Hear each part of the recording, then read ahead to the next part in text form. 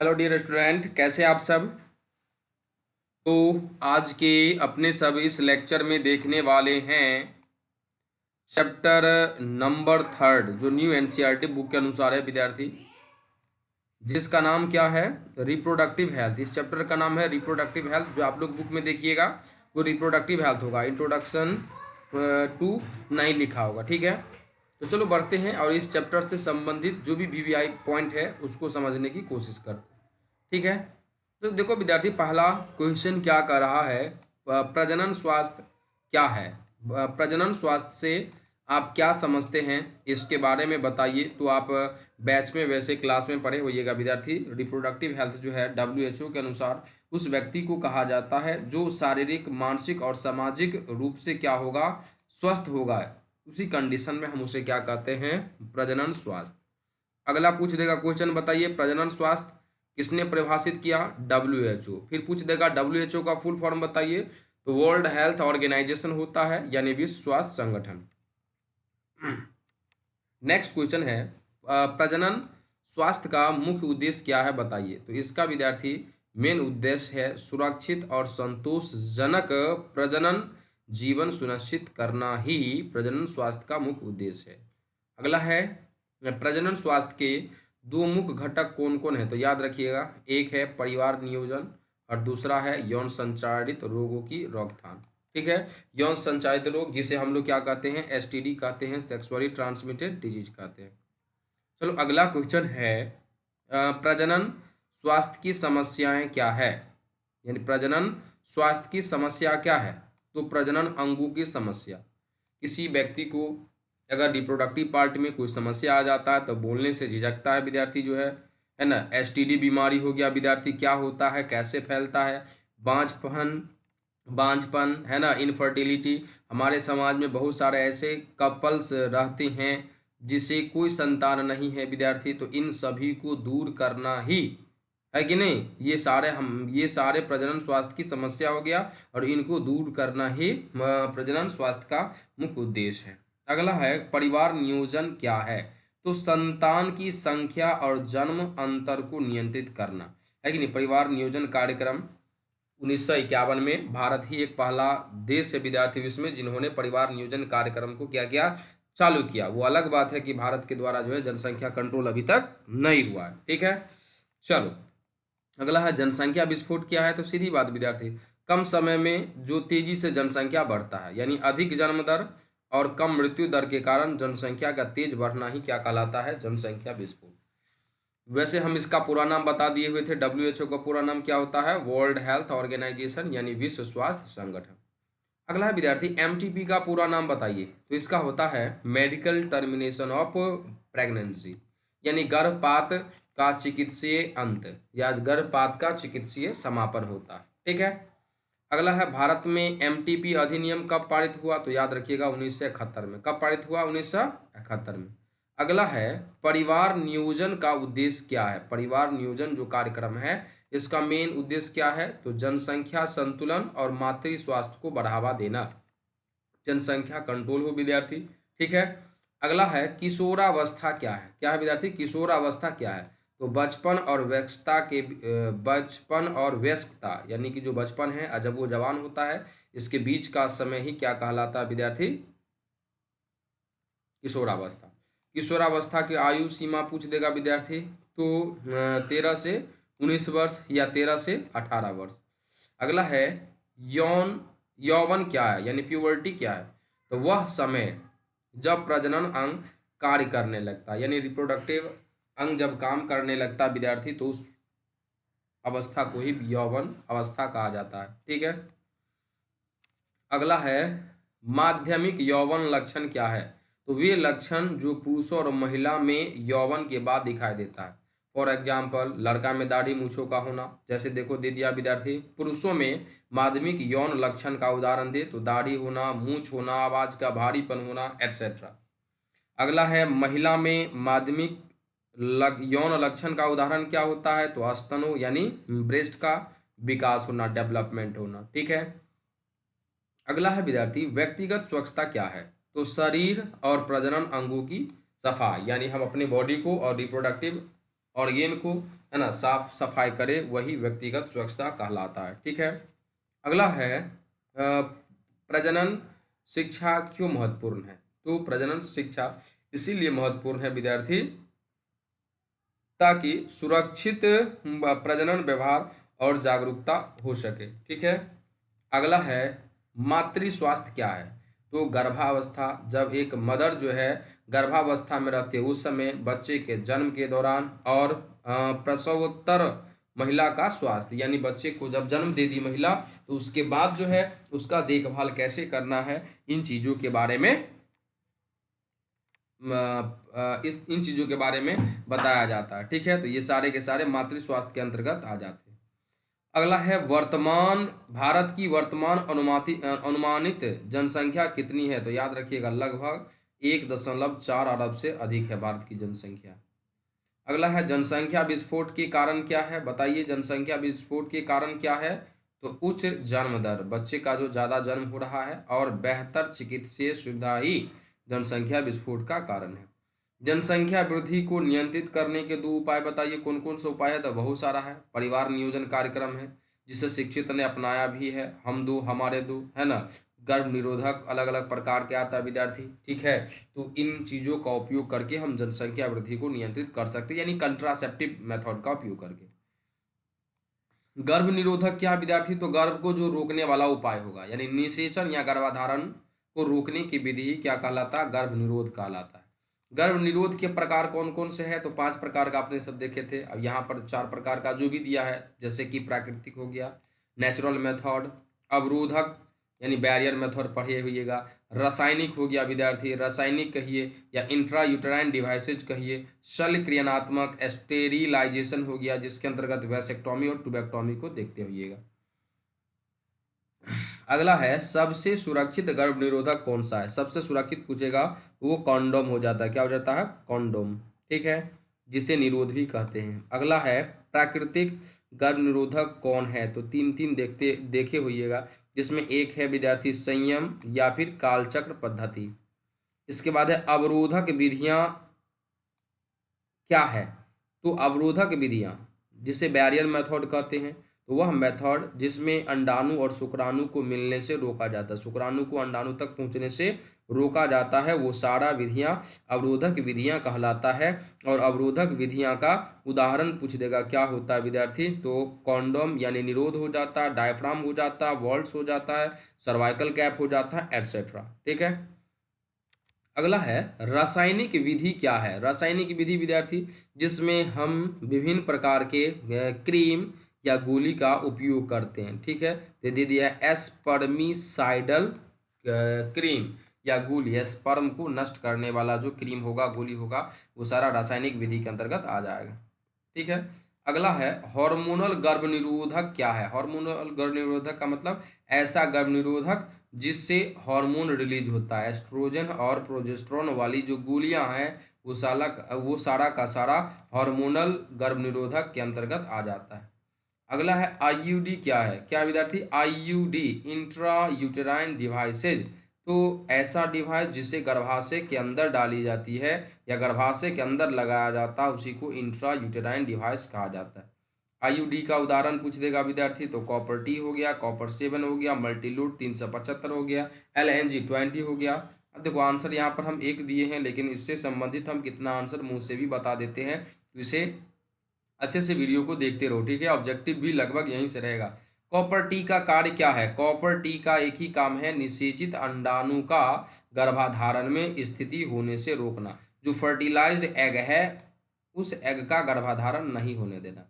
अगला है शल्य क्रियात्मक विधि क्या है। शल्य क्रियात्मक विधि का मतलब हुआ अस्थायी गर्भ निरोधक। क्या हो गया विद्यार्थी।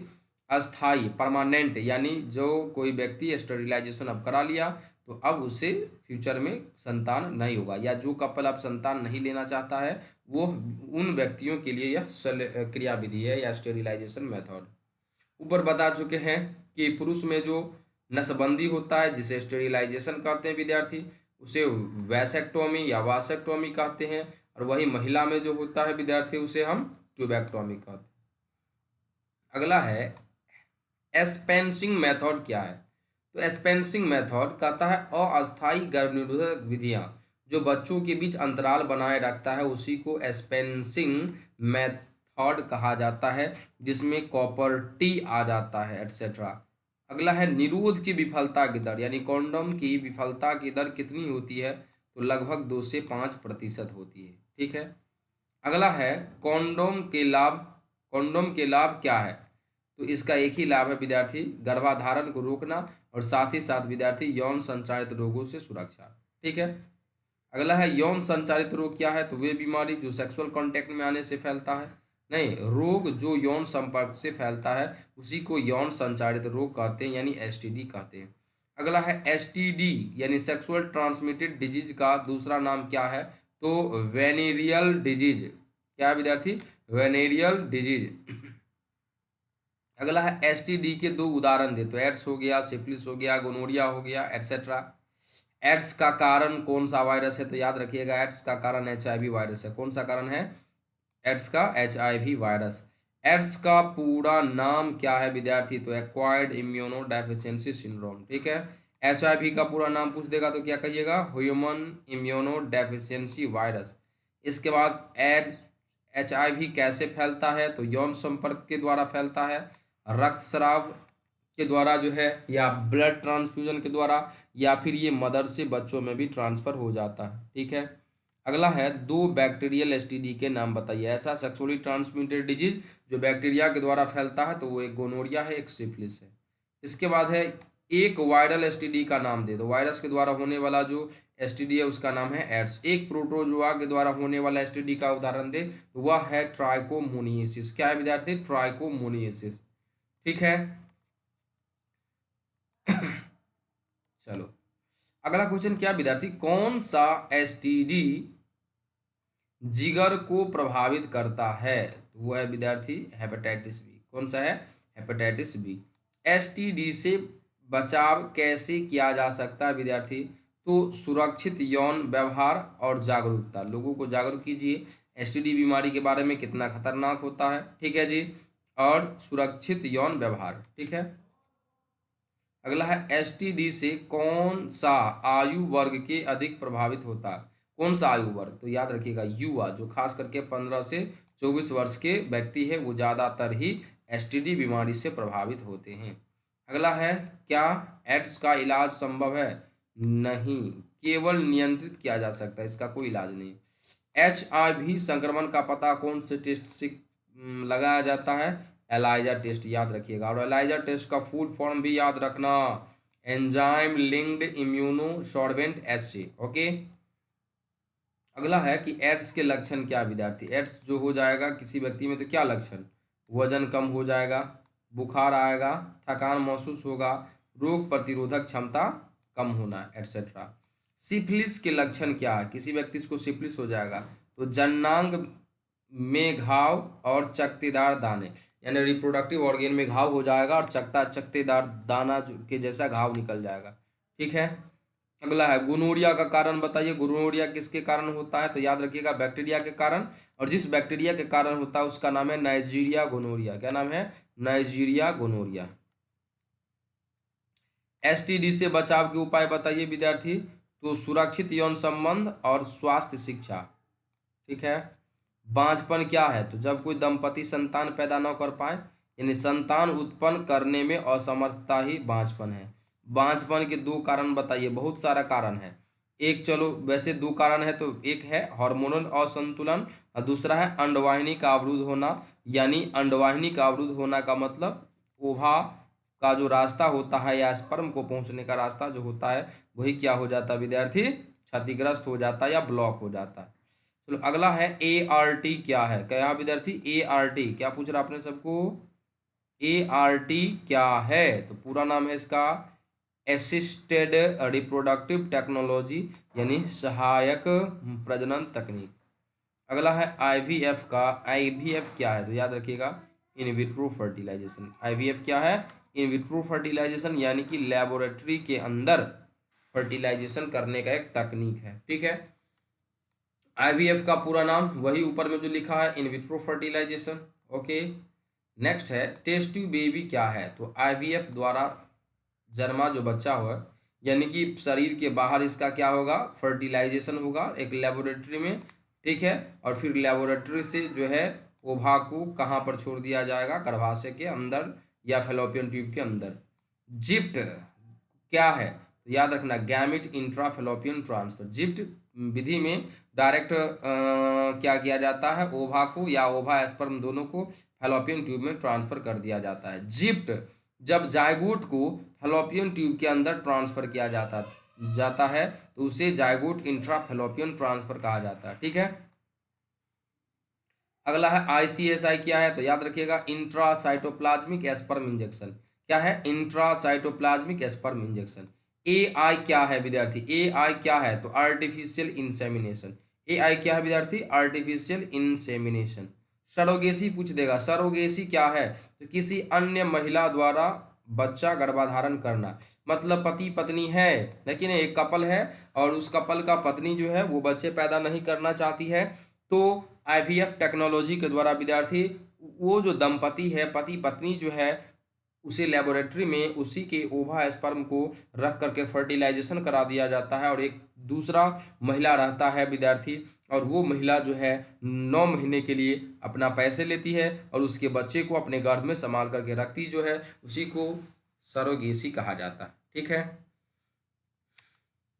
अगला है एस्पर्म बैंक क्या होता है, तो भविष्य में उपयोग के लिए शुक्राणु संग्रहित करने की जो जगह जो होता है उसी को एस्पर्म बैंक कहा जाता है, जहां पर कोई व्यक्ति अपना शुक्राणु को स्टोर करके रखता है। अंडानुदान क्या है, तो अंडाणु को एक महिला से दूसरे में स्थानांतरित करना।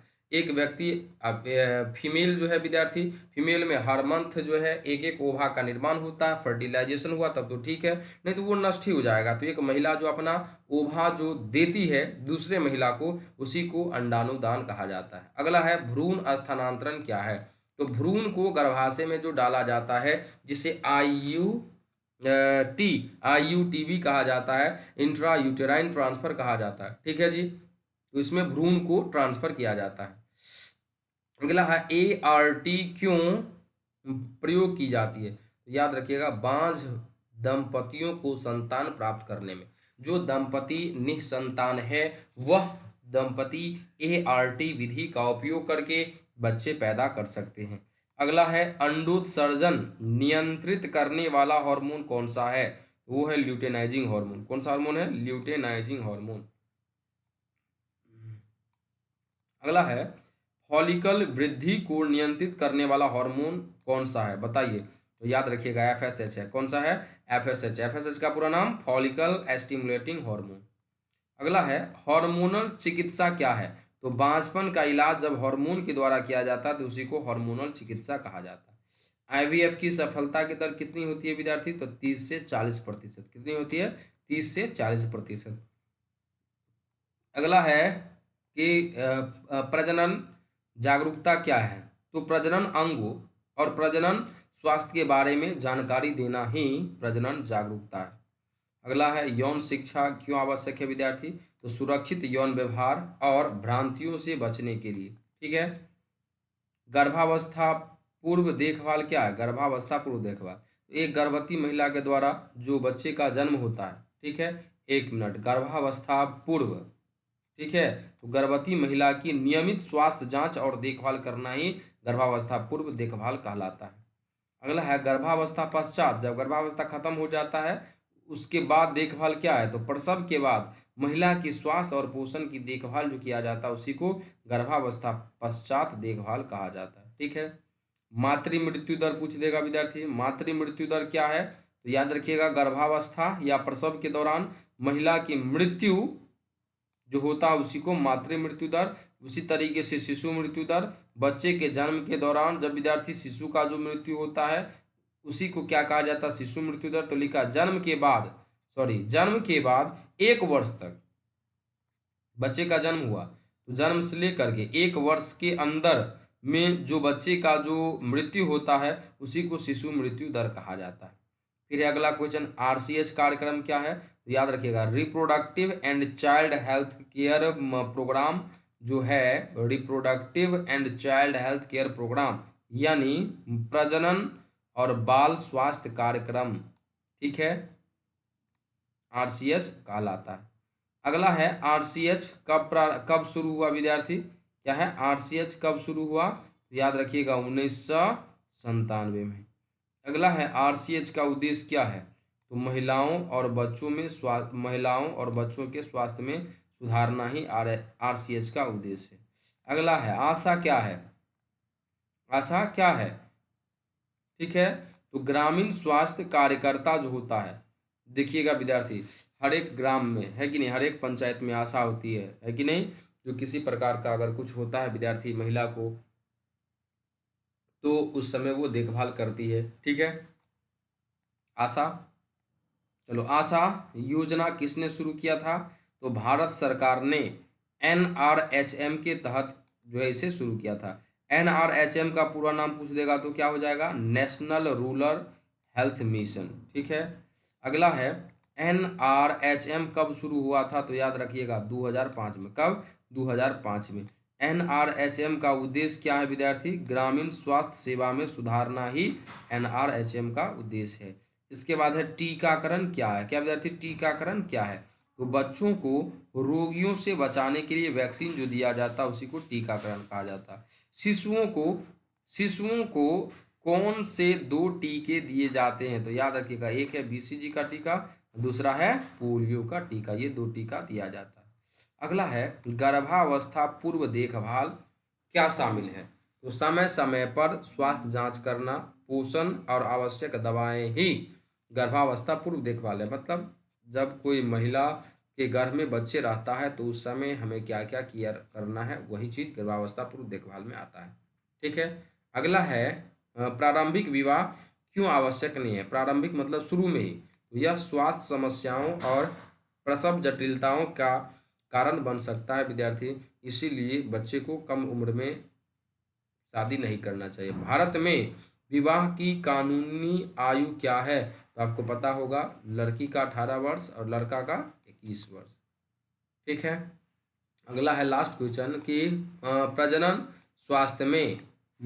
स्वास्थ्य में काम करने वाले एक NGO का नाम बताइए, तो वह है विद्यार्थी FPAI यानी family planning association of India. यह एक संस्था है जो रिप्रोडक्टिव हेल्थ में काम कर रहा है, ठीक है, या रिप्रोडक्टिव हेल्थ के लिए काम कर रहा है। तो इस तरीके से विद्यार्थी अपने सब इस चैप्टर को खत्म कर दिए। अगला लेक्चर में अपने सब देखेंगे विद्यार्थी principle of inheritance and variations, ठीक है। धन्यवाद।